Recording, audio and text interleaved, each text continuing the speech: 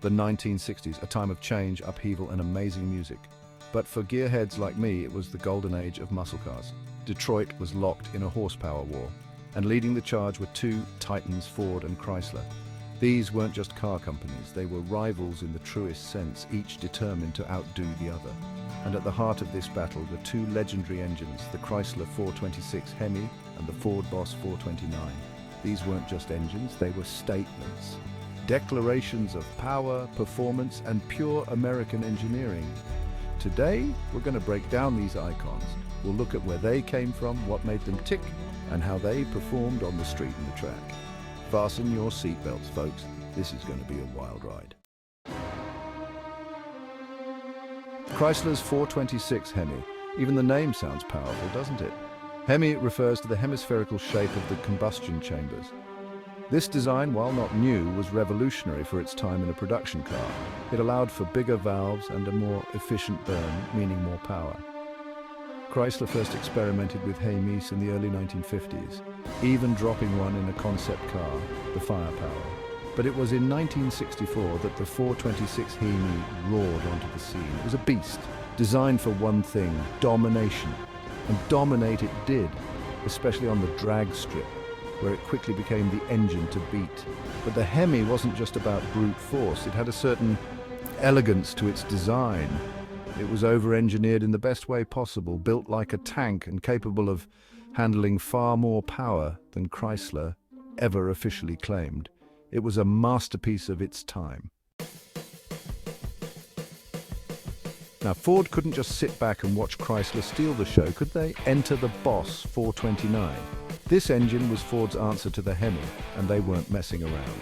The Boss 429 was born from racing, specifically NASCAR.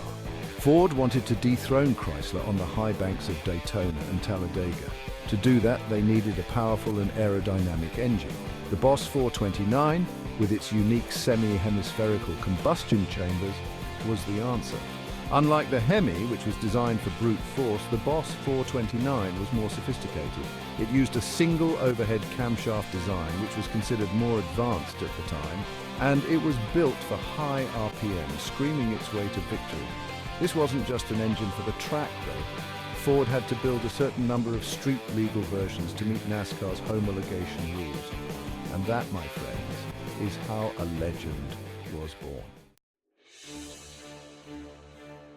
Section 4, Tale of the Tape Comparing Two Titans. Okay, let's get down to the nitty-gritty. How did these two engines stack up on paper? On the surface, the numbers were surprisingly close. The 426 Hemi officially boasted 425 horsepower and a stump-pulling 490 pound-feet of torque.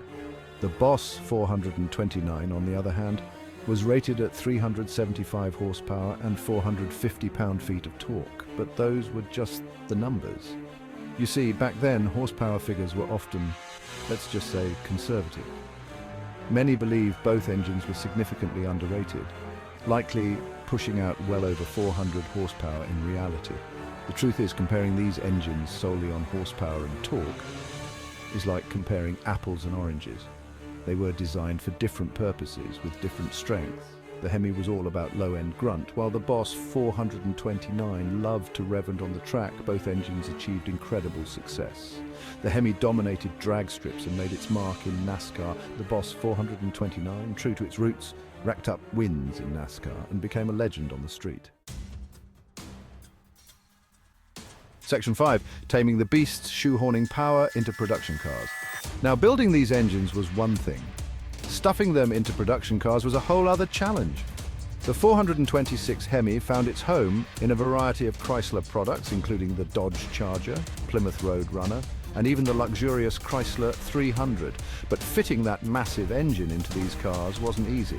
It required some serious engineering ingenuity. The Boss 429, meanwhile, was primarily found in one car, the 1969 and 1970 Ford Mustang. And let me tell you, cramming that engine into the Mustang's engine bay was like fitting a square peg into a round hole. Ford had to modify the Mustang's body, engine bay, and suspension to accommodate the Boss 429. They even had to move the battery to the trunk to make room. It was a testament to Ford's commitment to performance.